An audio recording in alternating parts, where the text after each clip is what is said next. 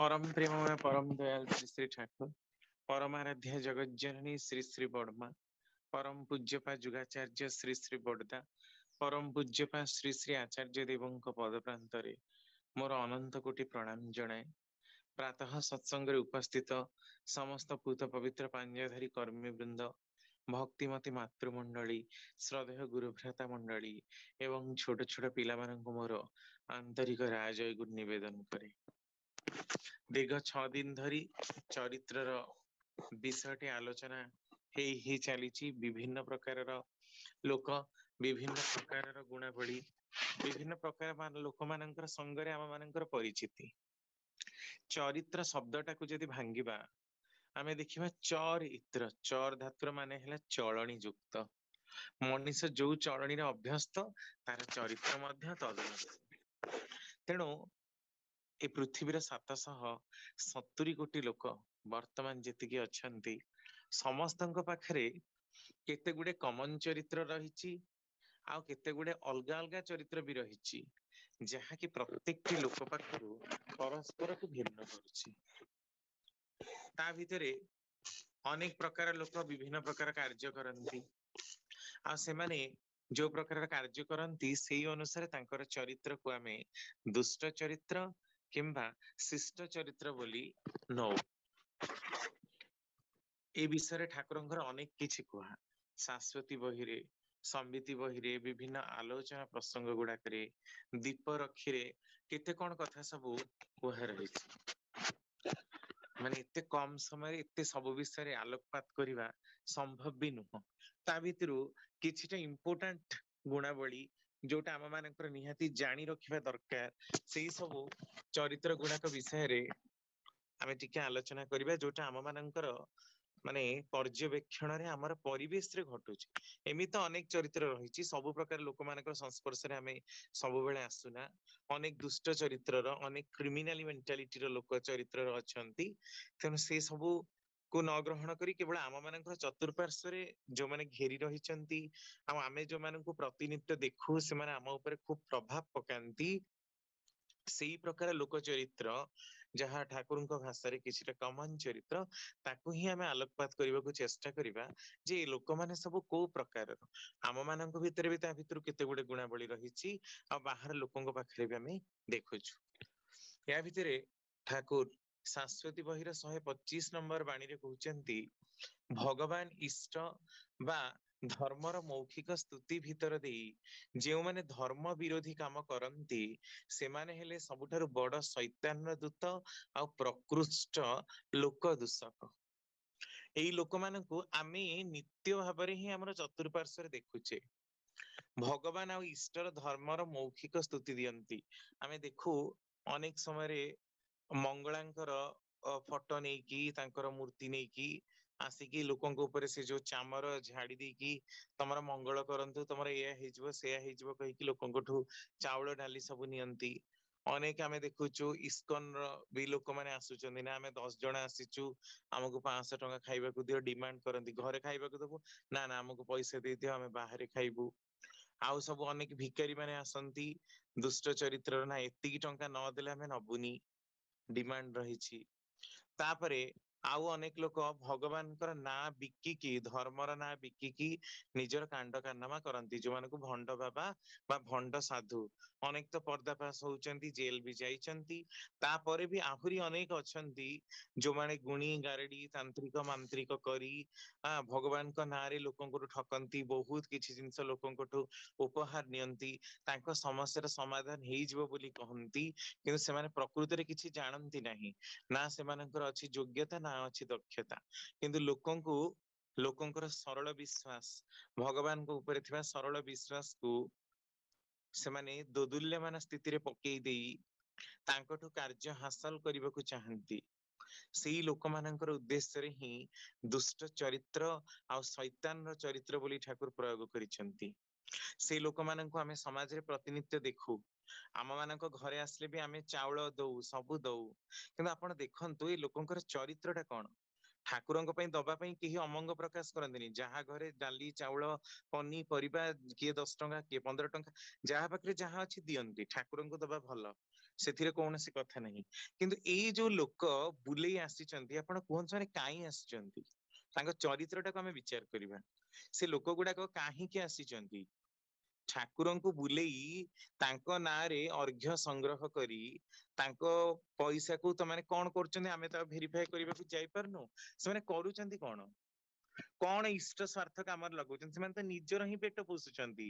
ତାମାନେ ଠାକୁରଙ୍କୁ ବିକି ଭାଙ୍ଗି ଈଶ୍ୱର ହଉଛନ୍ତି ପ୍ରବୃତ୍ତି ପରିପୂରଣ ଇନ୍ଧନ, ଆଉ ତାଙ୍କୁ ଆଖି ଆଗରେ ରଖେଇ ଦେଇ ନିଜର ନ୍ୟୁନ ସ୍ୱାର୍ଥ, ନିଜର ନ୍ୟୁନ ଯୌନ ଲାଳସା, ନିଜର ନ୍ୟୁନ କାମନାକୁ ପରିପୂରଣ କରିବା ପାଇଁ ଯୋଉ ଭଣ୍ଡ ବାବା, ଭଣ୍ଡ ଚରିତ୍ରର ଲୋକ ମାନେ ତାହା କରିବାକୁ ଯାଉଛନ୍ତି, ସେଇ ଲୋକମାନଙ୍କୁ ହିଁ ମନେ ରଖ ସେମାନେ ଶୈତାନ୍ୟ ଦୂତ। ତେଣୁ ଯୋଉମାନେ ଏ ପ୍ରକାର କାମ କରୁଛନ୍ତି, ଠାକୁରଙ୍କୁ ବିକି ଭାଙ୍ଗି ଦଉଛନ୍ତି, ତାଙ୍କୁ ଦବାକୁ ମଧ୍ୟ ମନା। ଏ ପ୍ରକାର ଭିକ୍ଷା କେବେ ସାର୍ଥକ ହୁଏ ନା। କାରଣ ସେ ଲୋକ ଠାକୁରଙ୍କୁ ବୁଲେଇକି 5 ଟଙ୍କା 10 ଟଙ୍କା, ଆପଣ ଦେଖିବେ ସାଇବାବାଙ୍କର ବି ଅନେକ ଲୋକ ଆସନ୍ତି। ଆରେ କଣ ପ୍ରକୃତିରେ ସାଇବାବାଙ୍କ ପାଖକୁ ତ ଏଗୁଡାକ ଯାଉନି? ସେ ଯୋଉ ଘଣ୍ଟି ବୁଲେଇକି ସବୁ ମାନେ ଗଳି ପରେ ଗଳି ବୁଲେଇକି ଲୋକମାନଙ୍କଠୁ ମାଗୁଛନ୍ତି, ସେ ପଇସା ନେଇକି ସେମାନେ ନିଜେ ହିଁ ଚଳୁଛନ୍ତି। ସେମାନେ ପୁରା ତାକୁ କମର୍ସିଆଲାଇଜ କରିଦେଇଛନ୍ତି। ବିଭିନ୍ନ ଗଳି କନ୍ଦିରେ ବୁଲିବେ, ତାପରେ ସବୁ ଲୋକ ମାନେ ପ୍ରତିଦିନ ଗୋଟେ ଫିକ୍ସ କରିଦେଇଛନ୍ତି, ନୂଆ ନୂଆ କୁ ଯିବେ ନା, ଆଉ 2-3 ମାସ ଗ୍ୟାପ ରେ ପୁଣି ଅଲଗା ଜାଗାକୁ ବି ଆସିବେ।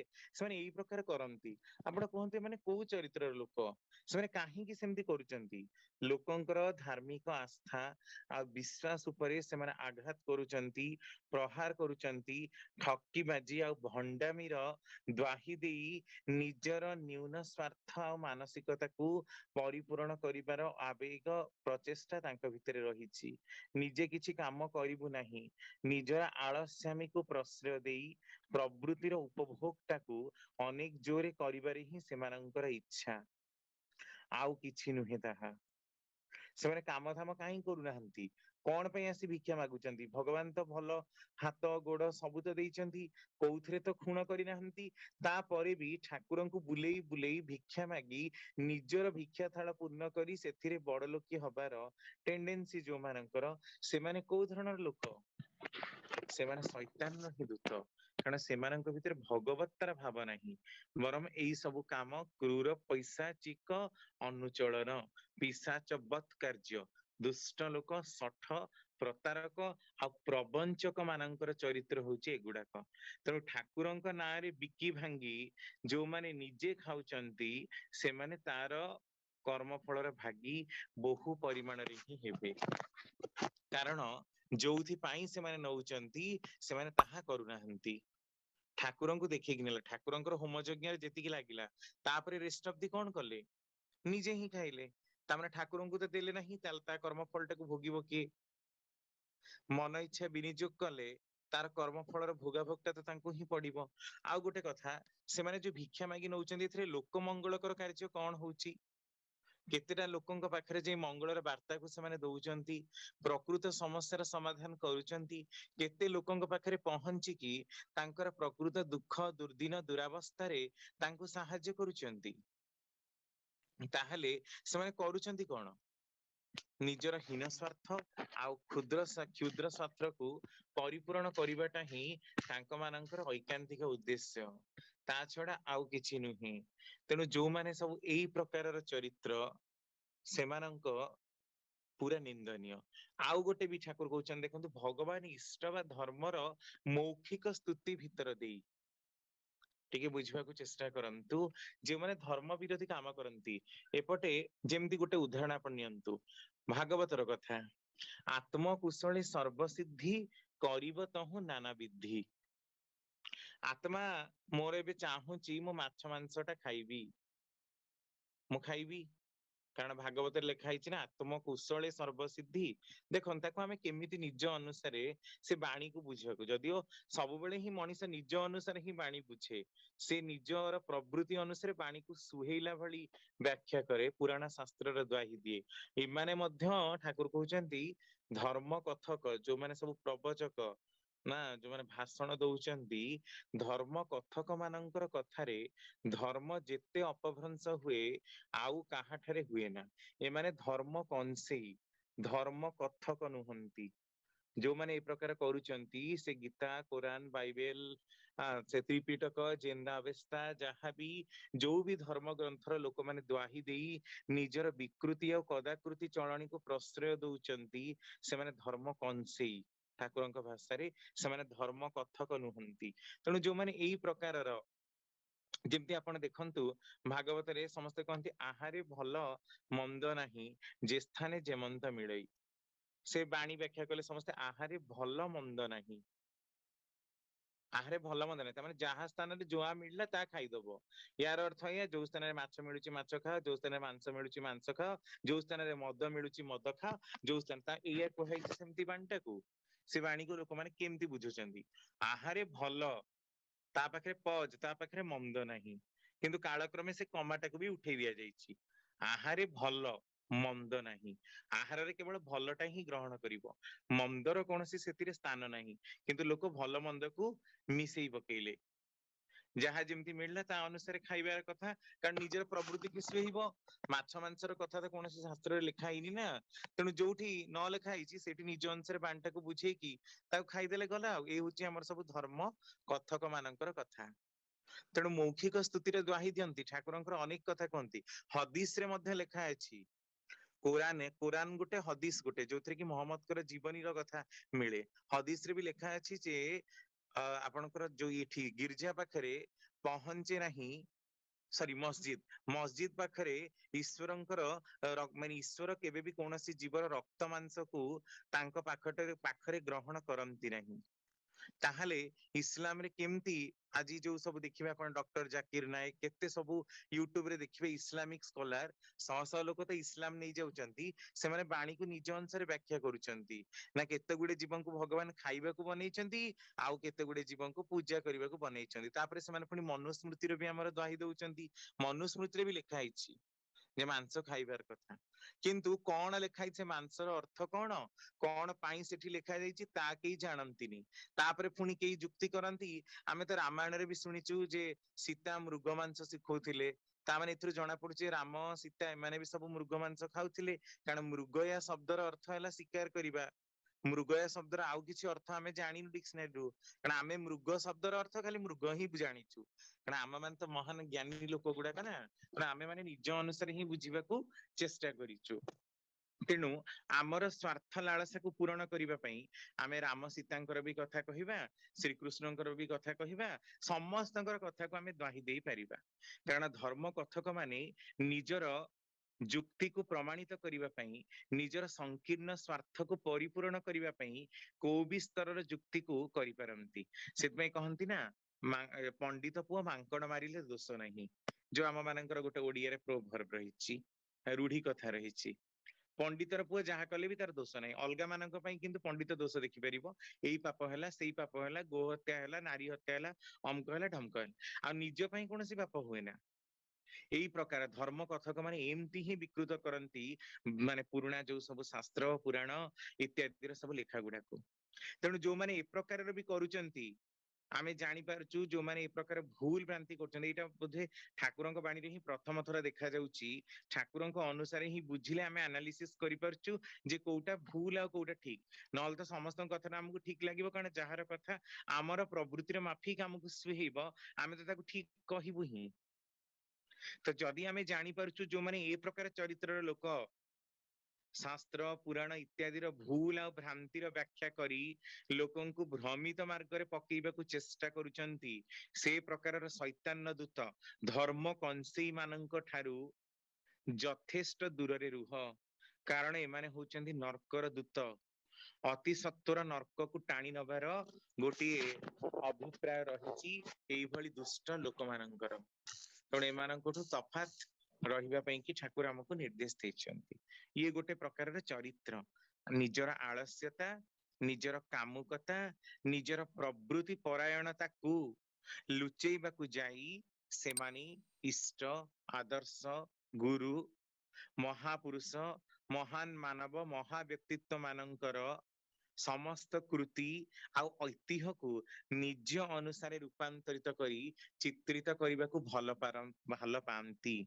एमाने प्रकृत धर्म विरोधी, तेणु एमानंकु तथा संभव परिवर्जन कर। तापरे पुणी कहउचंती तुमर वाणी संख्या 120, तुमर बांधव ही हो कि सहयोगी ही हो, तुमर बंधुत्व रे अतुट थाई मध्य से जदि तुमर कृष्टि और वैशिष्ट्य को अपघात करे, से शत्रु जेपरि तुमर, शत्रु जेपरि देश जाति और चलनर मध्य सावधान थाओ, सतर्क चलन रे। ठाकुर आम मान अलर्ट कर दउचंती। से तुमर परम बांधव ही पारे, तुमर सहयोगी ही पारे, ऑफिस रे काम करि पारे, तुमर सहयोगी एम्प्लॉय ही पारे, तुमर घर पाखर कोनोसी पड़ापड़ोसी ही पारे, अत्यंत प्रिय बांधव ही पारे, किंतु तुमर कृष्टि आउ वैशिष्ट्य, आमर जहाँ अभिजात्य, आमर जहाँ परंपरा, एई सबकु जे निंदा करे ताहले से होउची तुमर परम शत्रु। अनेक देखा जाए अनेक लोकंकर बहुत मुस्लिम सांग माने अछंती, क्रिश्चियन सांग माने अछंती, आउ कहार बुद्धिस्ट थिबे, कहार जैनिज्म सांग माने थिबे, से माने जदि हिंदू परंपरा को विरोध करंती बा कोनोसी गोटे हिंदू लोक मुसलमान परंपरा को विरोध कला, कोनोसी मुसलमान क्रिश्चियन को विरोध कला, ताहाले से माने देश जाति सहित से व्यक्ति विशेषर मध्य शत्रु। कारण जो मतरे जो प्रकारर कथाटा उपजिछि बा जो स्थिति को अणा जाइछि ता पछरे किछि ना किछि कारण रखा जाइछि, हुएत से कारण को आमे माने बुझिबा को अक्षम, कारण आम मानकर से ज्ञान चक्षु नाही, ता बोली जे से कथार अस्तित्व नाही, आ से कथा मिथ्या, एगुड़ाक करिवार आवश्यकता नाही। एई प्रकारर जो माने विश्वास को आघात दियंती, कुलकृष्टि परंपरा को विच्छिन्न करंती, एई प्रकार विच्छिन्नवादी आउ विकेंद्रिक नास्तिक मनोवृत्तिर लोक माने तुम मानकर चिर शत्रु, तेणु सेमानंकटु सावधान थाओ, आउ सतर्क चलन रे मध्य सेमानंकटु तुमे रुह। एमिति बहुत उदाहरण रहिछि। बहु लोक तांका निजर धर्म को कन्वर्ट करिसंती, धर्म कहिले तांकर परंपरा बा प्रथाटा को कन्वर्ट करि दैचंती आउ गोटे धर्म रे। धर्मर प्रलोभन देखि आपण देखंतु एई प्रकार करंती कि प्रथमे बंधुत्व स्थापन करंती।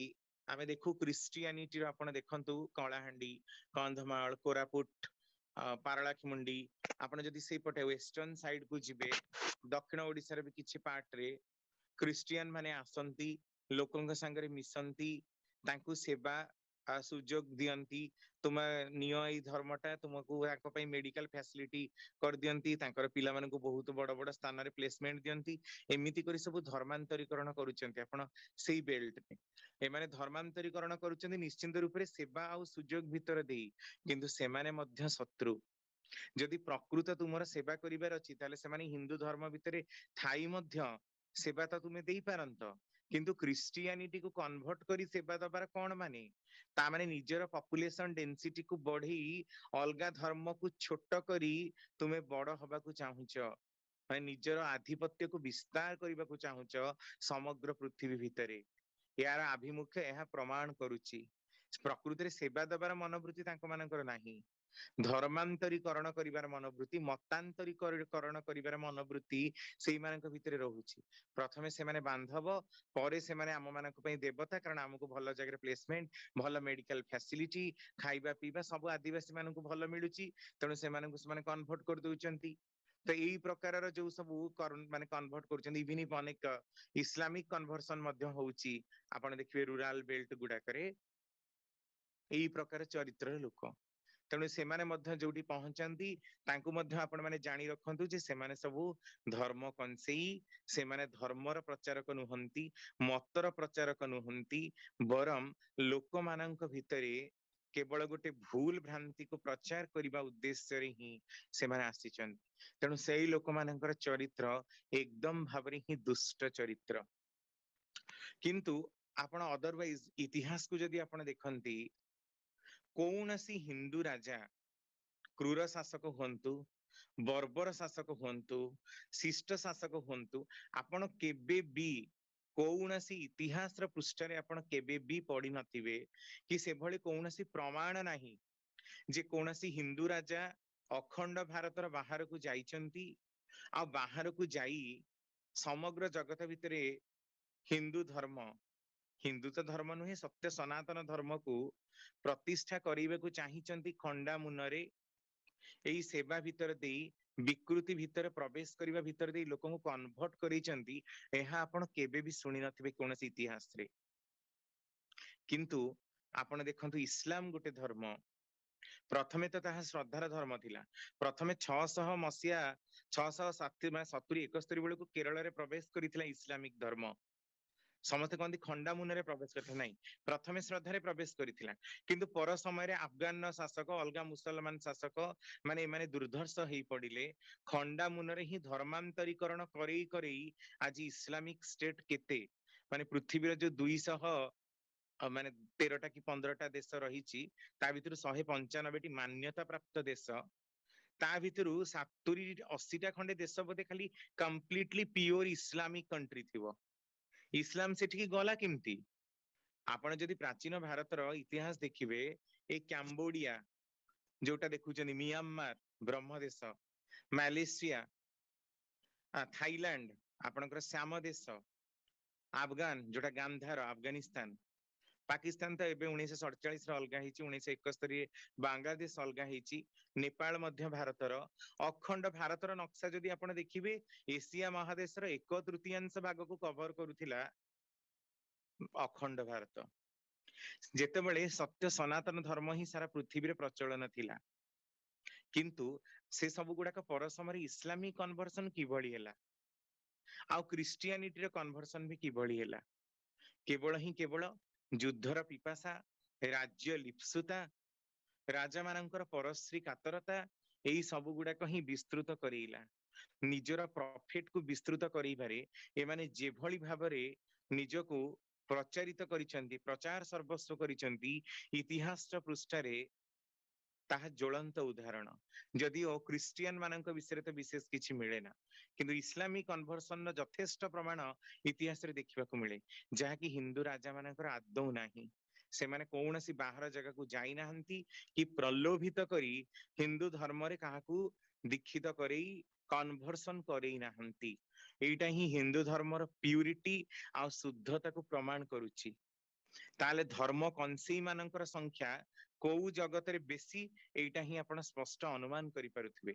आ जो माने ए प्रकार करंती प्रॉफिट आ प्रॉफिट को भितरे विरुद्ध आचरण करंती तांकर विरुद्ध रे कुहंती आज भी अनेक लोक अछंती हमर पाखरे हे से कोन ठाकुर अनुकूल चंद्र से गोटे कि से गोटे मनीष ठाकुर गोटे पूजा करिबा आ से कृष्ण को कथा कहउछ सी बा वस्त्र हरण करिथिले आ तांकु कोन साधु बोली कहउछ सी को भगवान मुस्लिम लोक देखिबे केते हमर सब विरुद्ध आचरण करंती ता कहंती ब्लास्फेमी आम लोक माने भी मोहम्मद कर विरुद्ध रे दुनिया कथा कहंती आम क्रिश्चियन माने जो देखिबे आपनकर मुस्लिम माने रामंक विरुद्ध रे भी दुनिया कथा कहंती किंतु माने बहुत भलो कथा जे क्रिश्चियन माने केबे हिंदुइज्म विरुद्ध रे कहंतीनी कि हिंदू माने केबे क्रिश्चियन विरुद्ध रे कहंतीनी कारण जीशु ख्रीष्ट होचंदी प्रेमर अवतार शांतिर अवतार क्षमार अवतार तेणु तांको विषय रे केही किछि कहंतीनी आ क्रिश्चियन माने ए प्रकार दुर्धर्ष भी नुहंती जेतु जीशु ख्रीष्ट प्रेम परायण थिले किंतु मुस्लिम माने प्रतिलोम रेस तांका भितरे प्रतिलोमता भर्ती तांकर विवाह शुद्धि नाही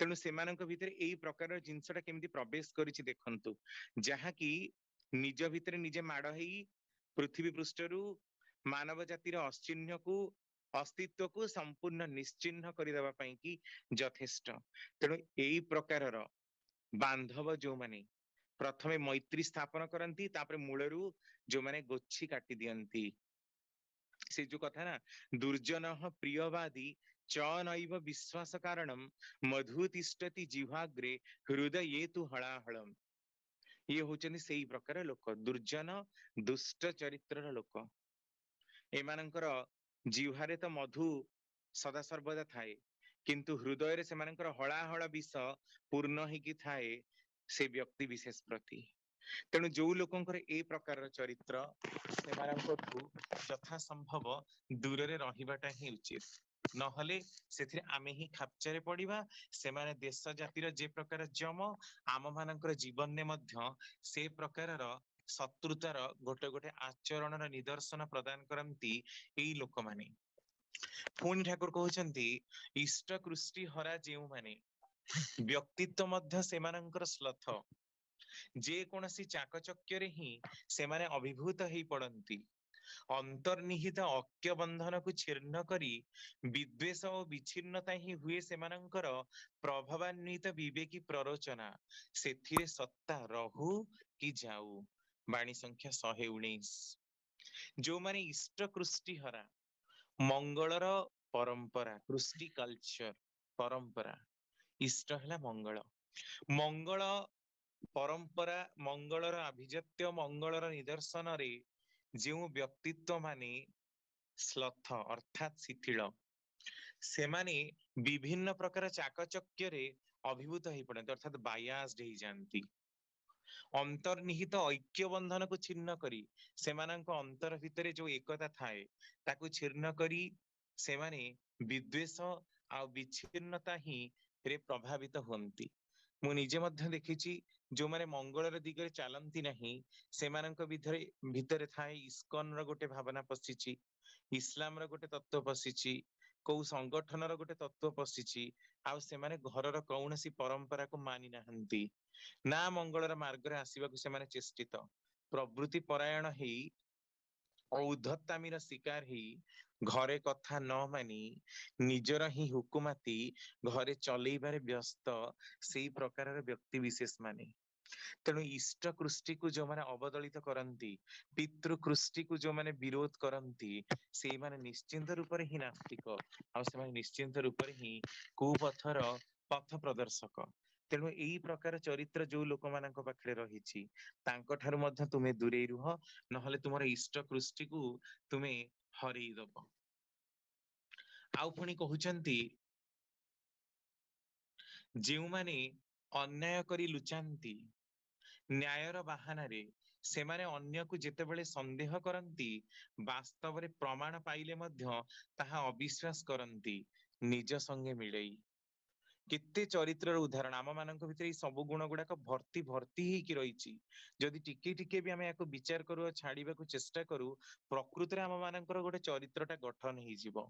କାରଣ ଆମ ମାନଙ୍କର ଏବେ ଯୋଉ ଚରିତ୍ର ରହିଛି, ଅନେକାଂଶରେ ହିଁ ତାହା ଅବିବେକୀ ଚରିତ୍ର। ତେଣୁ ଠାକୁର ସେଟା କହୁଛନ୍ତି, ଅନ୍ୟାୟ କରିକି ଯୋଉମାନେ ଲୁଚାନ୍ତି, ପ୍ରାୟତଃ ଲୋକ ହିଁ ତ ଲୁଚାନ୍ତି। ଖୁବ କମ ଲୋକ ଥାନ୍ତି ଯୋଉମାନେ କି ସର୍ବ ସମକ୍ଷରେ ଗ୍ରହଣ କରିପାରିବେ ଯେ ଆମେ ଏଇ ଭୁଲଟା କରିଛୁ, ଅନ୍ୟାୟଟା କରିଛୁ। ଆଉ ଯୋଉମାନେ ଅନ୍ୟାୟ କରିକି ଲୁଚାନ୍ତି ନ୍ୟାୟର ବାହାନାରେ, ସେମାନେ ଅନ୍ୟକୁ ଯେତେବେଳେ ସନ୍ଦେହ କରନ୍ତି, ସେତେବେଳେ ଯେତେ ପ୍ରମାଣ ପାଇଲେ ମଧ୍ୟ ସେମାନେ ବିଶ୍ୱାସ କରନ୍ତି ନାହିଁ। ସେମାନେ ନିଜ ସଙ୍ଗରେ ଯୋଉ ଜିନିଷ ଘଟିଥିଲା ସେଇ କଥାକୁ ତାଳମେଳ ନ ପକେଇ, ନିଜ କଥାର ଦ୍ୱାହି ଦେଇ ଅଲଗା ମାନଙ୍କୁ ମଧ୍ୟ ଅସତ୍ୟ ପ୍ରମାଣ କରିବାରେ ବ୍ୟସ୍ତ ହୁଅନ୍ତି।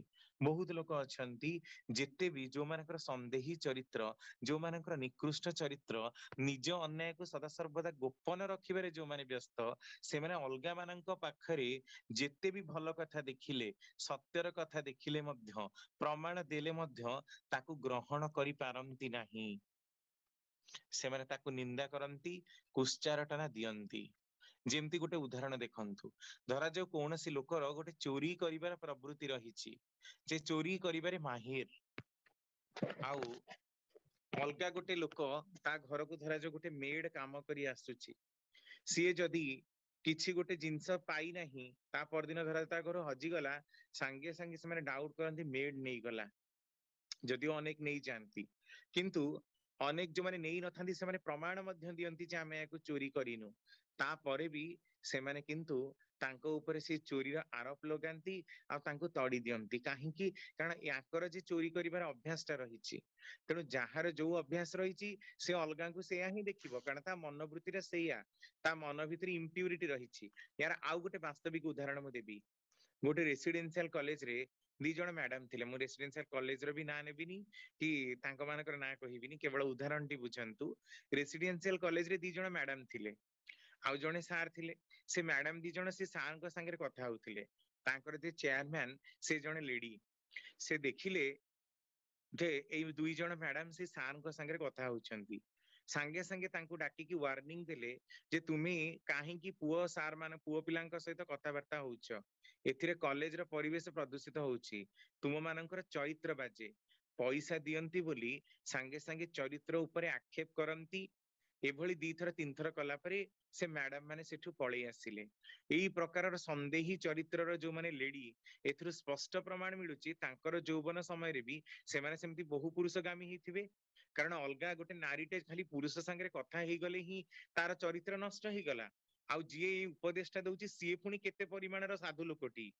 एथिरु जणा पडुची तार निजर चरित्र ही दुष्ट, तार ही गुणाबलटा सेई प्रकारर। तेणु अलगा मानकु से सेया देखले सांगे सांगे मनरे सेया ही चिंता करिनी। तेणु एई प्रकारर दुष्ट लोक संदेही चरित्र खळ प्रकृतिर लोक मानकठू बहुत दूर रहिबा दरकार। आउ कारण से माने जीवन जीविका को एकदम भाबे नष्ट करी ही छाड़िबे।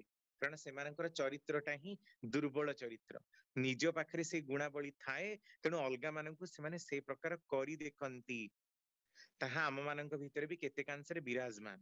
तेणु यथा संभव ताकू त्याग करिवा पई की चेष्टा करिवा दरकार।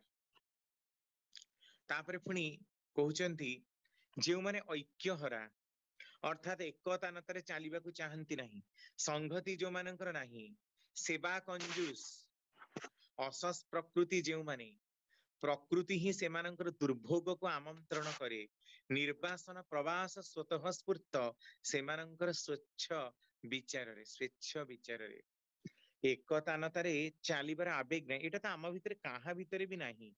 एकतानतारे चालिबार अभ्यासटा भारत वर्षरे 2000 वर्ष धरी संगति भांगी भांगी आसीची अशोकଙ୍କ ठारू। आ अद्यावधि ता बहुत भांगण स्थिति देई चालीची।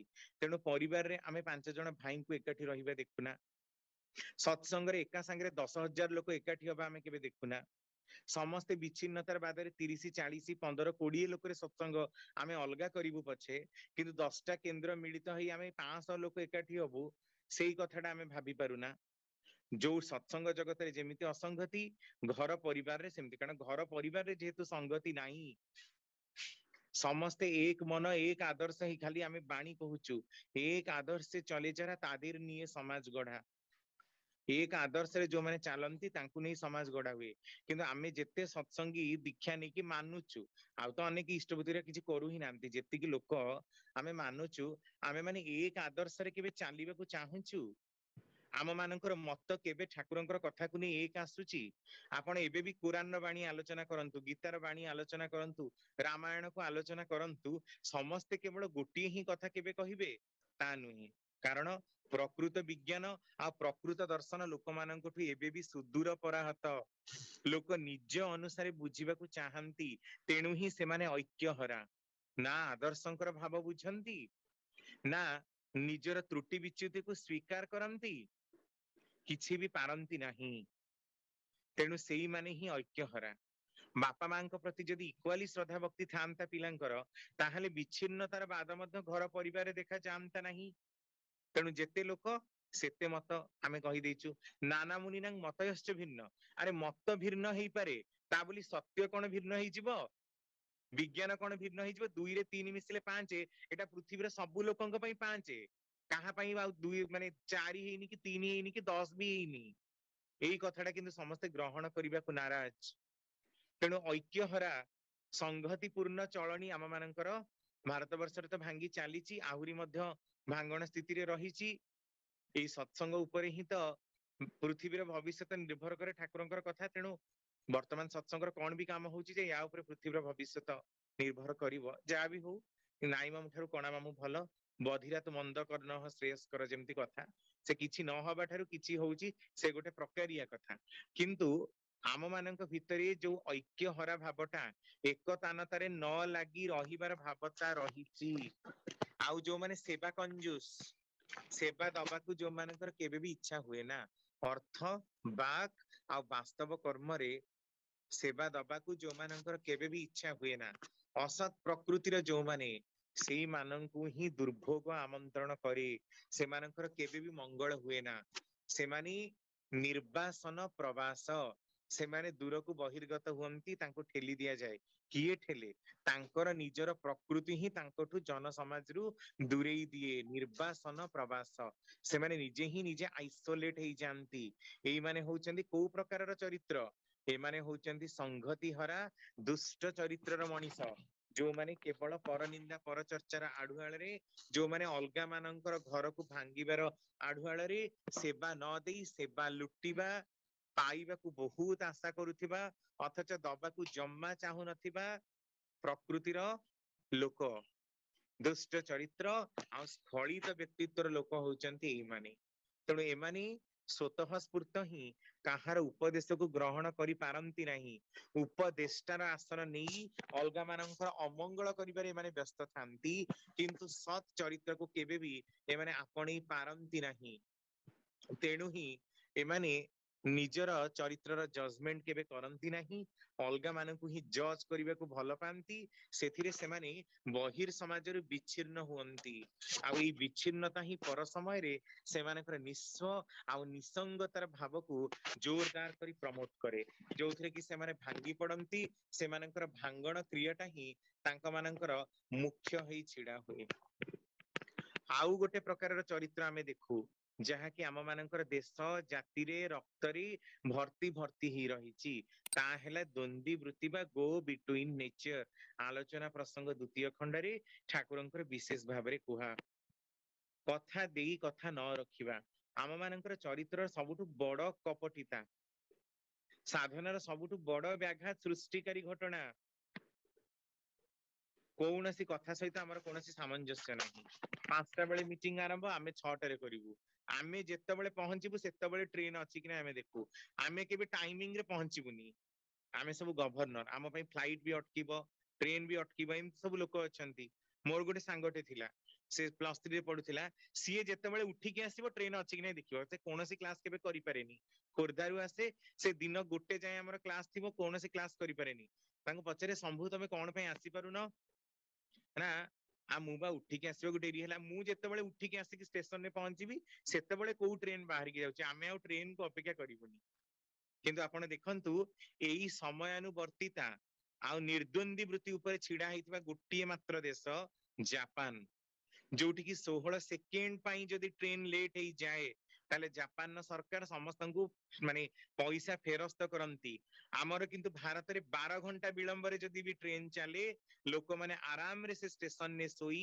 बसी खाई पी मौज करी शौच होई ताकर समय बितांती कारण आम पई समय रे किछि दाम ही नहीं आमर अजस्र समय आमर तो बहुत समय बाकी पड़छि ना आमे तो किछि काम ही नहीं आमे कोन करिवु तेणु आम पई समय गुरुत्व नहीं आमे 12 घंटा विलंब रे कोन 1200 घंटा विलंब रे चलले भी आमर किछि फरक पड़िबनी आमर द्वंद्वी वृत्ति सब एई प्रकार ट्रेन न भी द्वंद्वी वृत्ति कथा देई कथा न रखिबार द्वंद्वी वृत्ति निज घरे भी आपण देखंतु ना सब बेले आमे भाबु गोटे काम हम एई संगे संगे मु आपण को फोटो उठेई छाडुची से संगे संगेटा गला आ 5 दिन परे भी देखिबे से कामटी हेई नथिबो आपण जदि पचारि की दीपद दांटी की कहि देबे ताले लोकर अभिमान पळि आसीबो मते आपण अश्राव्य भाषा रे गाली गुलज कले मते आपण अभिमानी दीपद कहिले आपण भल व्यवहार कलेनी किंतु मु 5 दिन काल रखिकी कथाटी न पठेली मु किंतु बहुत भल व्यवहार करिछि अलगा केई जणे दांठी की कहि देले मध्य सहिबार क्षमता हमर नाही एभली हमर दुर्बलतार चरित्र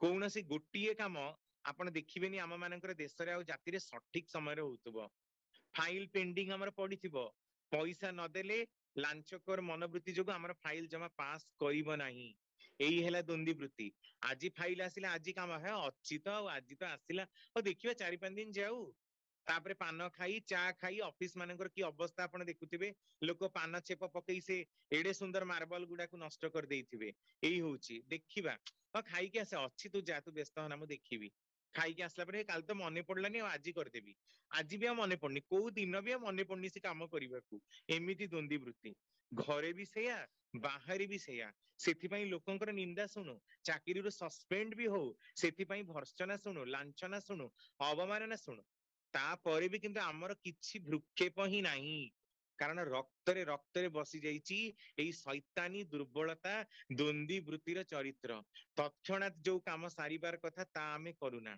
कोटेशन कहू काली जा करिबो आजी ताहा कर आजी जा करिबो एबे क्षणिक जीवन क्षणिके सरिबो आउता करिबो केबे सुंदर भाबरे आमे इसे लेखि पारू गोटे लाइन को 10 पेज करी वर्णना करि पारू किंतु आमर चरित्ररू केबे भी गुणावली जाए ना ए सब सुंदर भाषण दबार कथा सुंदर भाबरे साहित्य रे रचना लिखिबार कथा किंतु आम मानकर वास्तविक चलना आ चरित्र आकाश आ पाताल फरक रही यह गोटे गुणावली तेणु अत्यंत निंदनीय आ लज्जनीय व्यापार यही द्वंद्वी वृत्ति जहाँ आमको दिन को दिन पूरा खाई बसी आमको त्याग करने को दौना कौन सी प्रकार ही आईटा ही आम मानकर गोटे दुर्बलतार चरित्र आहुरी गोटे चरित्र देखो ठाकुर कहते बाणी संख्या 102 शाश्वती महिला महल रे रहिबारे ही जे अभ्यस्त माने जो पुरुष लोक महिला मानकर गहन रे रहिबारे अभ्यस्त संबल ही तार बाहादुरी पूर्ण प्रीति अवगुंठन रे विह्वल कामानुगत्य प्रीतिर ओढ़णारे से काम अनुरति ही कामर अनुगतिर भावटाକୁ ही से पोषण करी रखिछि जदियो से बाहादुरी प्रायशः प्रमाणहीन वास्तव रे देखिबे सबू केते गुडे पुरुष थांती भारी टाउटरी बाहापियामी एकदम भाबरे एमिति टाउटरी करती पुरुष कारण एटा तो स्वाभाविक टेंडेंसी जे पुरुष को गोटे नारीटा प्रशंसा करू आ नारी को पुरुषटा प्रशंसा करू एटा स्वाभाविक टेंडेंसी मनुष्यर अपोजिट सेक्स रो अट्रैक्शन तो नॉर्मली ही हुए जेमति opposite charge attract each other सेमति opposite sex attract each other तेणु आपण देखिबे जोठी पुरुष सब बेले नारी महल रे रहिबा को भल पाए तांकर बाहा तांकर ज्ञान गारिमा सुनिबा को बहुत भल पाए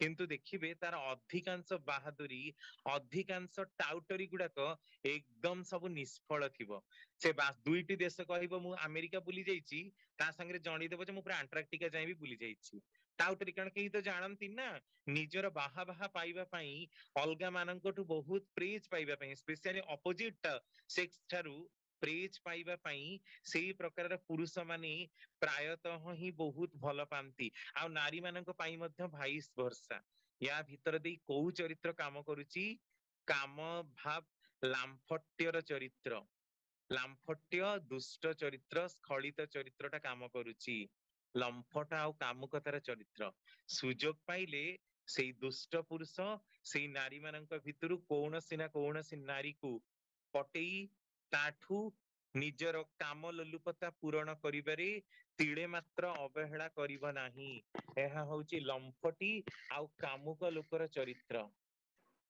यार तो माने यथेष्ट उदाहरण नारी नीति बहिरे भी ठाकुर केते गुडे चरित्र उदाहरण कहिसंती तांकर बाणी भितरे सब गुडाक तो समय स्वल्पतरे आलोचना करिबा संभव नुह किंतु एई लोक मानक आमे चिन्हिबा दरकार जे केते प्रकारर लोक ए समाज रे बसवास करूचंती आ किए को चरित्रर तापरे ठाकुर पुनी कहउचंती बाधा को बाध्य करिवार ताकत नाही अथच कर्मी तार माने ही छळना मुखर अलस धर्मी क्लेश सुख प्रियतार अभ्यास नहीं किंतु से खूब बड़ कर्मी आमे सत्संग जगत रे भी सुनिबा को पाऊ ठाकुरंकर एटा सत्यानुसरण रे भी बाणी कार्य कुशलर चिन्ह दुखर प्रलाप नुहे सब बेले देखिबे मैक्सिमम लोक मैक्स टू मैक्स लोक 100 रु 99 भाग लोक भारतीय मानकर कथा अलगा मानकर कथा केते ताको विचार करिया पड़िबो सर्वे करिबा को पड़िबो देखिबे कोनोसी गोटे काम जदी केही करिथिबो आज जानिछन्ती सत्संग रे केही नथिले मु एकुटिया सजेइली एकुटिया गीत गाइली एया कली सेया कली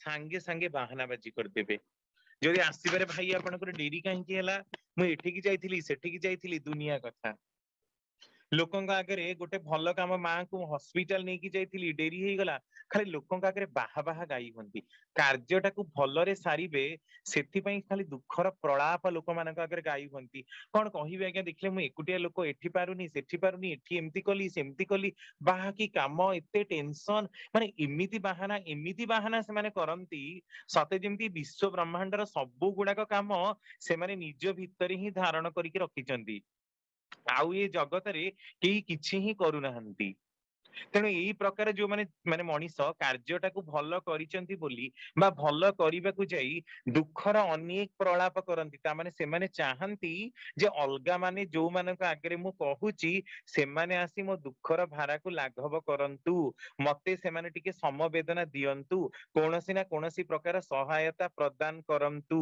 तेणु ही निजर अपारगता पणियाकू लुचेइबाकू जाई कार्य कुशलतार आढुआळ रे से माने एई दुखर प्रलापटाକୁ ଲୋକମାନଙ୍କ ଆଗରେ କହି ହୁଅନ୍ତି। ପ୍ରକୃତରେ ଦୁଃଖ କଷ୍ଟ ବୋଲି ସେମାନଙ୍କର କିଛି ନାହିଁ। ଆଳସ୍ୟ ବୃତ୍ତିର ହିଁ ଏହା ଗୋଟେ ଗୋଟେ ନିଦର୍ଶନ, ଆଉ କିଛି ନୁହେଁ। ନିଜର ଅକର୍ମା ନିଷ୍କର୍ମା ପରାୟଣର ଭାବଟାକୁ ପ୍ରୋମିନେଣ୍ଟ କରି ରଖିବାଟା ହିଁ ସେମାନଙ୍କ ଜୀବନ ଚରିତ୍ରର ଗୋଟେ ଗୋଟେ ଉଦ୍ଦେଶ୍ୟ।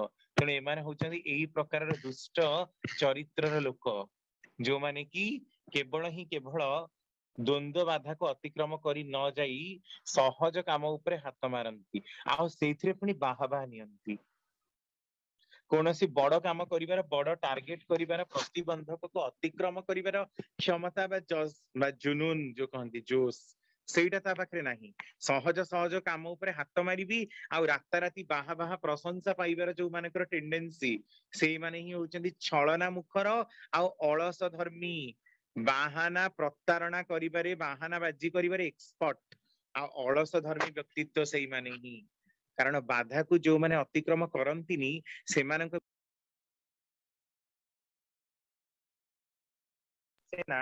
ସେମାନଙ୍କ ଭିତରେ ମଧ୍ୟ ଉନ୍ନତି କେବେ ଦେଖାଯାଏ ନା।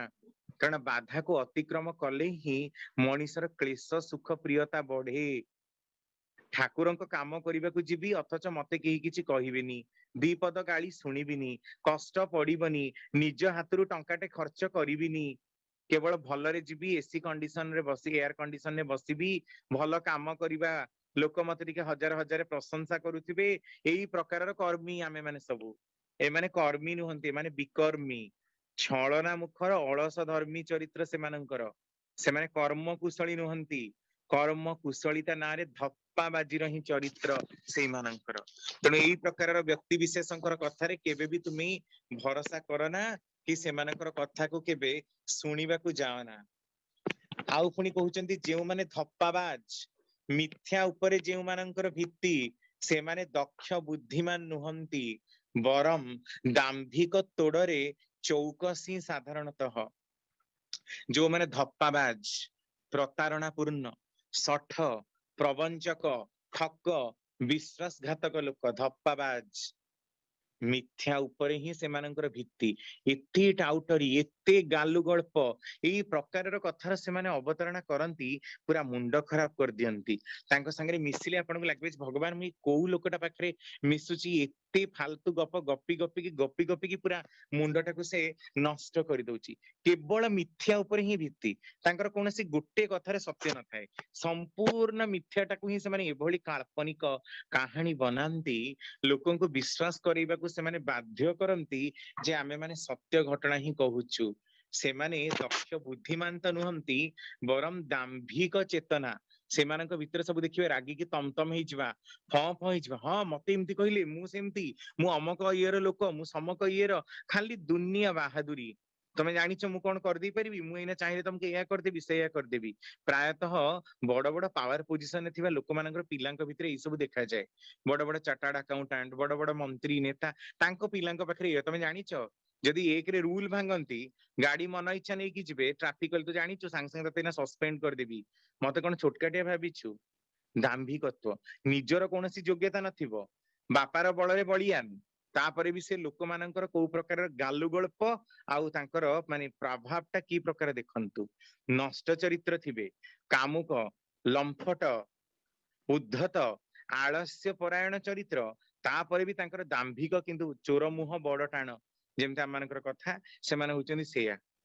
କିଛି ଟଙ୍କାଟେ ମାନେ ନୂଆ ପଇସାର କାମ କରିବାର କ୍ଷମତା ସେମାନଙ୍କର ନଥିବ, ତାପରେ ବି ସେମାନେ ଏଭଳି ଭାବରେ ନିଜକୁ ଚିତ୍ରିତ କରନ୍ତି ସତେ ଯେମିତି ଗୋଟେ ବହୁତ ବଡ ପାୱାର ଆଉ ପୋଜିସନ ଅଧିକାରୀ ସେମାନେ। ଏଇ ପ୍ରକାର ଦାମ୍ଭିକ ଚରିତ୍ର ଯୋଉମାନଙ୍କର, ସେମାନେ ମିଥ୍ୟା ଭିତ୍ତି ଉପରେ ହିଁ ଛିଡା ହୁଅନ୍ତି। ଠାକୁର ସମ୍ବିତିରେ ମଧ୍ୟ ଆହୁରି ବାଣୀ ଦେଇ କହୁଛନ୍ତି, କଥାରେ କଥାରେ ଯୋଉମାନଙ୍କର ପ୍ରତିଜ୍ଞା, କଥାରେ କଥାରେ ଯୋଉମାନଙ୍କର ଦମ୍ଭ, ମିଥ୍ୟା ଉପରେ ଯୋଉମାନଙ୍କର ଭିତ୍ତି, ନିଶ୍ଚୟ ଜାଣ ସେଇମାନେ ହଉଛନ୍ତି ଅସାଧୁ ଚରିତ୍ର। ଅନେକ ଲୋକ ଥାନ୍ତି କଥାରେ କଥାରେ ନିୟମ, ପଇତା ଛୁଇଁ ନିୟମ କରିଦଉଛି, ଶାଳଗ୍ରାମ ଛୁଇଁ ନିୟମ କରିଦଉଛି, ତାଙ୍କ ଭଗବାନଙ୍କ ମୁଣ୍ଡ ଉପରେ ହାତ ରଖି କହିଦଉଛି, ଏମିତି କହନ୍ତି। ସତେ ଯେମିତି ବିଶ୍ଵ ବ୍ରହ୍ମାଣ୍ଡର ସବୁଠାରୁ ସତ୍ୟବାଦୀ ଚରିତ୍ର, ସତ୍ୟବାନ ଚରିତ୍ରର ଲୋକ ହଉଛନ୍ତି ସେମାନେ, କିନ୍ତୁ ଏକଦମ ଭାବରେ ଦେଖିବେ ଖୋକଲା ଚରିତ୍ର, ତାଙ୍କ ମାନଙ୍କର କୌଣସି ଚଳଣି ଠିକ ନଥିବ। ଏଇ ସବୁ ଗୁଣ ଗୁଡାକ ଆକ୍ଚୁଆଲି ପରୀକ୍ଷା, ଏତ ଆଲୋଚନା କରିବାର ମାନେ ବିଷୟବସ୍ତୁ ନୁହଁ, ପରୀକ୍ଷା କରିବାର କଥା, ଘର ମାନଙ୍କରେ ଅବଜର୍ଭ କରିବାର କଥା। ଗୁଣ ଗୁଣକୁ ପ୍ରତି ଲୋକଙ୍କ ଭିତରେ ଦେଖିବାର ଚରିତ୍ର ହଉଛି ଏଗୁଡାକ। ମୁଁ ନିଜେ ଯେତେ ଆଲୋଚନା କହିଲି, ଏ ସବୁ ଗୁଡାକ ଚରିତ୍ର ଲୋକମାନଙ୍କୁ ମୁଁ ଦେଖିଛି, ଏମାନେ ସବୁ କୋଉ ପ୍ରକାରର। ଠାକୁରଙ୍କ ବାଣୀ ଗୁଡାକ ଆକ୍ଚୁଆଲି ପରୀକ୍ଷା ନ କଲେ ବି, ମାନେ ତାକୁ ଭେରିଫାଏ ନ କଲେ ବି ମଣିଷର ଜ୍ଞାନ ଚକ୍ଷୁ ଫିଟେ ନା। ମୁଁ ନିଜେ ଦେଖିଛି ଆମ ମାନଙ୍କ ଘରେ ମାମୁ ପୁଅ ଅଛନ୍ତି, ମାଉସୀ ପୁଅ ଅଛନ୍ତି, ସମସ୍ତେ ପୁରା କଥାରେ କଥାରେ ଖାଲି ପଇତା ଧରିକି ନିୟମ କରିଦେବେ, ଠାକୁରଙ୍କ ମୁଣ୍ଡ ଉପରେ ଛୁଇଁଦେବେ। ମୁଁ ନିୟମ କରି କହୁଛି, ମୁଁ ମାନେ କଥାରେ କଥାରେ ଖାଲି ଦାମ୍ଭିକତା। ଆରେ କଣ ଏତେ ଶୀଘ୍ର ଟେମ୍ପର ଲୁଜ କରିବାର ଆବଶ୍ୟକତା କଣ? ଜଣେ କଥାଟାକୁ କଣ କହୁଛି ତାକୁ ଆଗ ଶୁଣ, ଟିକେ ତାର ବିଚାର ବିଶ୍ଳେଷଣ ତ ଟିକେ କର। ଟିକେ ଟିକେ କଥାରେ ରାଗି ଯିବା, ଟିକେ ଟିକେ କଥାରେ ଦାମ୍ଭିକତାର ପ୍ରଦର୍ଶନ କରିବା, ନିଜ ଭିତରେ ଯାବତୀୟ ଅଳିଆ, 100ରୁ 99 ଭାଗ ଅଳିଆ ତାଙ୍କ ମାନଙ୍କର ଥିବ, କିନ୍ତୁ ଅଲଗା ଲୋକମାନଙ୍କୁ ଏଭଳି କିଟକିଟିଆ କରି ସେମାନେ ଧରିଥାନ୍ତି, ସତେ ଏମିତି ସେମାନଙ୍କର ଜୀବନ ନେଇଯିବେ। ଆଉ ସେଇମାନେ ହିଁ ବିଶ୍ଵ ବ୍ରହ୍ମାଣ୍ଡର ସବୁଠୁ ସାଧୁ ଚରିତ୍ରର ଲୋକ। ତାଙ୍କର ଜୀବନରେ କେବେ ବା ମାନେ କସ୍ମିନ କାଳେ କୌଣସି ଭୁଲ ହେଇନି। ଏଇ ପ୍ରକାରର ଦୁଷ୍ଟ ଚରିତ୍ରର ଲୋକ ସେମାନେ। ହୁଏତ ସେମାନେ ପ୍ରତିପତ୍ତିଶାଳୀ, ହୁଏତ ସେମାନେ ଧନିକ, କିନ୍ତୁ ସେମାନଙ୍କ ପାଖରେ ନଷ୍ଟ ଚରିତ୍ର ଯୁକ୍ତର ଗୁଣଟା କେତେ ପରିମାଣର ପ୍ରଭାବଶାଳୀ, ଏଇଥିରୁ ହିଁ ଆପଣ ବିଶ୍ଳେଷଣ କରିପାରୁଥିବେ। ତେଣୁ ଠାକୁରଙ୍କର ବାଣୀ ଗୁଡାକ ଆମକୁ କେମିତି ଅମୋଘ ଭାବରେ ଶିକ୍ଷଣୀୟ ହେଇକି ରହିଛି, ଆଉ ଆମକୁ ଶିକ୍ଷା ଦଉଛି। ଆଉ ପୁଣି କେତେ ଗୁଡେ ଲୋକ ଅଛନ୍ତି, ଠାକୁର କହୁଛନ୍ତି ଯୋଉମାନେ କେବଳ ନିଜର ଜୟ ବା ଖ୍ୟାତିର ଢୋଲ ପିଟନ୍ତି, ସେମାନେ କିପରି ଲୋକ? ସନ୍ଦେହର, ଭୟର ମଧ୍ୟ କିଛି କିଛି। ସେମାନେ କୋଉ ପ୍ରକାର ଲୋକ? ନା ତାଙ୍କର ଚରିତ୍ର ହଉଛି ସନ୍ଦେହୀ ଚରିତ୍ର, ଆଉ ସେମାନେ ଭୟାତୁର ଚରିତ୍ର। ବହୁତ ଲୋକ ଅଛନ୍ତି ଖାଲି ନିଜର ଡିଣ୍ଡିମ ଆଉ ନାଗରା ବାଡନ୍ତି, ମୁଁ ଏଇଆ ମୁଁ ସେଇଆ, ଏମିତି କରିଦେଇଛି ସେମିତି କରିଦେଇଛି, ଏଠି ଆମର ଏମିତି ଜାଗା ଅଛି ସେମିତି, ମାନେ ଏତେ ଏତେ ଏତେ କହନ୍ତି, ମାନେ ସତେ ଯେମିତି ବିଶ୍ଵ ବ୍ରହ୍ମାଣ୍ଡର ସମ୍ପୂର୍ଣ୍ଣ ରାଜତ୍ୱଟା ତାଙ୍କରି ପାଖରେ ହିଁ ଅଛି। ସେଇମାନେ ହିଁ ପୁରା ଏଇ ପୃଥିବୀଟାକୁ ପରିଚାଳନା କରୁଛନ୍ତି। ସେତିକି ବାହାବା କେହି ବି ନେଇପାରିବେନି। ଏଇ ପ୍ରକାର କେବଳ ନିଜର ଜୟ ଜ୍ଞାନ ଆଉ ଖ୍ୟାତି କରନ୍ତି। ସେଇଠି ଭଲ ରକମରେ ସେ ଲୋକମାନଙ୍କୁ ଟିକେ ଦେଖିବା ଦରକାର, ସନ୍ଦେହ କରିବା ଦରକାର, ଏଗୁଡା ସତ କହୁଛନ୍ତି ନା ମିଛ କହୁଛନ୍ତି। ଆଉ ଗୋଟେ କଥା, ସେମାନଙ୍କ ଭିତରେ ଜେଲସି, ଈର୍ଷା ପରାୟଣତାର ଭାବଟା ରହିଛି। ଅଲଗା ମାନଙ୍କଠୁ ଦେଖି କାଳେ ମୋର ପତିଆରା ଟା ଛୋଟ ହେଇଯିବ କି, ତେଣୁ ସେମାନେ ଅଲଗାର ନିନ୍ଦା ଚର୍ଚ୍ଚା କରିବାକୁ ଖୁବ ଭଲ ପାଆନ୍ତି। ଆଉ ପୁଣି କଣ, ଭୟରେ ମଧ୍ୟ, କାରଣ ଅଲଗା ମାନେ ମୋଠୁ ଟପି ଯିବେ, ଏଇ ଭୟଟା ରହିଛି। ମୋର ଏତେ ଗୁଣ ଗାରିମାଟା କମିଯିବ, ହ୍ରାସ ପାଇଯିବ, ତେଣୁ ସେମାନେ ଅଲଗା ମାନଙ୍କୁ କୌଣସି ଛୋଟ ଉପାୟରେ ଛୋଟ କରିବାକୁ ଯଥେଷ୍ଟ ଚେଷ୍ଟା କରନ୍ତି। ଏମାନେ ଅଭିମାନୀ, ଏମାନେ ଦମ୍ଭୀ, ଏମାନେ ସନ୍ଦେହ ଯୁକ୍ତ ଚରିତ୍ରର ଲୋକ। ତେଣୁ ଏମାନଙ୍କଠୁ ତଫାତ୍ ଖୁବ ତଫାତ୍ ରହିବା ପାଇଁ ଠାକୁରଙ୍କର କଥା। ଆଉ ପୁଣି କହୁଛନ୍ତି ଯୋଉମାନେ ବିଶେଷ ବା ବିଶିଷ୍ଟକୁ ଅବଜ୍ଞା କରନ୍ତି, ଅବଜ୍ଞା କରିବା ଜାଣନ୍ତି, ସେମାନେ ହାମ୍ବଡାଇ ପୁଷ୍ଟ ଅହଙ୍ଗ୍ର ମାଲିକ, ଆତ୍ମଶ୍ଲାଘୀ। ଏହା ପ୍ରାୟତଃ ହିଁ ଦେଖିବାକୁ ମିଳେ। ଯୋଉମାନେ ବିଶେଷ ବା ବିଶିଷ୍ଟ, ବିଶେଷ ବା ବିଶିଷ୍ଟ କିଏ? ଇଷ୍ଟ ବା ଆଦର୍ଶ, ମହାପୁରୁଷ, ମହାଜନ ଯେନ ଗତଃ ସପନ୍ଥା, ଏମାନଙ୍କୁ ଯୋଉମାନେ ଅବଜ୍ଞା କରନ୍ତି, କୌଣସି ମାନେ ପ୍ରକାରରେ ଖାତିର କରନ୍ତିନି ମହାପୁରୁଷ ମାନଙ୍କର ପଦାଙ୍କକୁ, ସେଇ ପ୍ରକାର ଲୋକମାନେ ହାମ୍ବଡାଇ ପୁଷ୍ଟ ଅହଙ୍ଗ ମାଲିକ, ଖାଲି ନିଜର ହିଁ ଢୋଲ ପିଟନ୍ତି, ନିଜେ ବହୁତ ଜାଣିଛନ୍ତି, ଆତ୍ମାଭିମାନୀ, ଆତ୍ମ ଅହଙ୍କାରୀ, ଆତ୍ମଶ୍ଲାଘୀ, ମାନେ ନିଜକୁ ନିଜେ ହିଁ ଭେରି ପ୍ରୋମିନେଣ୍ଟଲି ବହୁତ ଉନ୍ନତ ବୋଲି ସେମାନେ ମନେ କରନ୍ତି। ଏଇ ପ୍ରକାରର ପ୍ରାୟତଃ ଦୁଷ୍ଟ ଚରିତ୍ର ଲୋକମାନଙ୍କଠୁ ଖୁବ ତଫାତ ରହିବାର କଥା ଠାକୁର ଆମ ମାନଙ୍କୁ କହୁଛନ୍ତି। କାରଣ ଯୋଉଠି ଦେଖିବେ ଆପଣ, ଏମିତି ବହୁତ ଲୋକ, ମାନେ ବହୁତ ଲୋକ, ଭାରତର କେତେ ଲୋକଙ୍କର କଥା ଆମେ କହିବା, ଆମ ପାଖ ପଡିଶାର ଲୋକ, ଆପଣ ସାଙ୍ଗେ ସାଙ୍ଗେ ଗୋଟେ ମହାତ୍ମା ଗାନ୍ଧୀଙ୍କ ବିଷୟରେ କହିବେ, ସେ ତାଙ୍କ ବିରୁଦ୍ଧରେ କହୁଥିବେ। ବିବେକାନନ୍ଦଙ୍କ ବିଷୟରେ କହିଲେ ତାଙ୍କ ବିରୁଦ୍ଧରେ କହିବେ। କୃଷ୍ଣଙ୍କ ବିଷୟରେ କହିଲେ ତାଙ୍କ ବିରୁଦ୍ଧରେ କହିବେ। ଆପଣ ଯାହାର ନାଁ ନିଅନ୍ତୁ, ସେ ନେତା ମନ୍ତ୍ରୀଙ୍କଠୁ ଆରମ୍ଭ କରି ଅବତାର ପୁରୁଷଙ୍କର ନାଁ ନିଅନ୍ତୁ, ମହାଜନ ମାନଙ୍କର ନାଁ ନିଅନ୍ତୁ, ଯାହା କଥା ନିଅନ୍ତୁ, ସେମାନେ ତାଙ୍କର ଭଲ ଗୁଣଟାକୁ ଜମା ଦେଖି ପାରନ୍ତି ନାହିଁ। ସାଙ୍ଗେ ସାଙ୍ଗେ କୋଉଠୁ କଣ ଗୋଟେ ତଥ୍ୟ ଶୁଣିଥିବେ, ତାହା କେତେ ଦୂର ସତ୍ୟ କେତେ ଦୂର ମିଥ୍ୟା ତା ବିଷୟରେ କିଛି ଧାରଣା ନଥିବ, କିନ୍ତୁ ତାଙ୍କ ବିରୁଦ୍ଧରେ ସେମାନେ ଗାଇ ଚାଲିଥିବେ। ଯାହା ବିଷୟରେ କହିଲେ ବି ସେମାନେ କିଛି ନା କିଛି ଗୋଟେ ପଏଣ୍ଟ କାଢିବେ, ଆଉ ତାଙ୍କ ବିରୁଦ୍ଧରେ ହିଁ ଗାଇ ଚାଲିବେ। ଭଲ ଭାବରେ ବୁଝି ରଖିବେ, ଏଇ ପ୍ରକାରର ଯୋଉ ଚରିତ୍ର, ଏଇ ପ୍ରକାରର ଯୋଉ ଲୋକ, ଏମାନେ ହଉଛନ୍ତି ହାମ୍ବଡେଇ ଚରିତ୍ର। କେବଳ ନିଜକୁ ନିଜେ ହିଁ ନେଇ ଗର୍ବ ପ୍ରମାଣିତ କରିବା, ନିଜେ ସବୁଠାରୁ ସର୍ବଶ୍ରେଷ୍ଠ, ଏଇ ଜିନିଷଟାକୁ ପ୍ରମାଣ କରିବା ଆତ୍ମଶ୍ଲାଘୀ ଚରିତ୍ର।